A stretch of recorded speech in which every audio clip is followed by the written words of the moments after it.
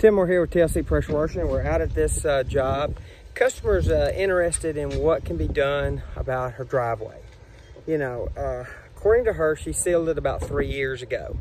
Whatever it was sealed with was evidently either a very low quality product or something, because this was really dirty. Shouldn't be that dirty. Number one, I should only have to go over it one time and it should just glide right off. The mold and mildew should never stick to a properly sealed surface, and it did. I can see where the mold and mildew is still on there even after scrubbing it and having the post treat. But the biggest issue is the pitting that is all over the driveway, and we'll look at that for a second here in a second. But what can be done about that? Well, it's already started pitting. There's not a whole heck of a lot that can be done.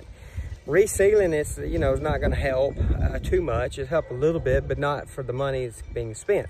It could be tore out and re-poured, of course, you know, at a very high expense. It could be grinded, and a Lastideck or Cool Deck type outdoor surface could be put on it. So it could be flaked or standard one color coat, and that will, you know, help if, and that's a big if, the pitting and the falling apart is not so bad that you can't grind down enough to get a good solid stick.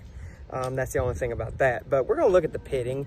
Pitting is usually caused by a crappy pour or salt, salt damage. Now, according to her, she did not throw salt out here, but we've had a lot of snow events this last year, so a lot of grime and salt got brought in from vehicles and just sits and sits right where the tires sit, and everything drips down onto it. So that didn't help. But you know, we're not going to sell her to reseal something and spend her money for our reputation if it's not going to help that much. So you know, that's her options. We can come and clean it and keep it clean, and if she wants to tear it out, I told her immediately let us know when it's re-poured, and we will come out and do a good sealer on it, a very high quality sealer that will bond to the concrete. It will create a salt and water barrier. It'll waterproof it, and it will have a salt barrier attached at that point. So anyway, let's look at this pitting and how bad it is. It's really bad right where you park your car, and that's where another tire and another tire and another tire. But this is like divots. When you get real close, you can really see how pitted it is. And it's pitted in lots of places. I mean, this whole area going down is really pitted. It should be, you know, somewhat smooth like that. It's like, man, it's you know, Matchbox car, blah, blah, blah, blah. And it's kind of that way all the way down, and definitely where the cars are parked. Plus, there is some major cracks in it just from settling over the years. But you know, this is what it is. There's a lot of pitting right in here.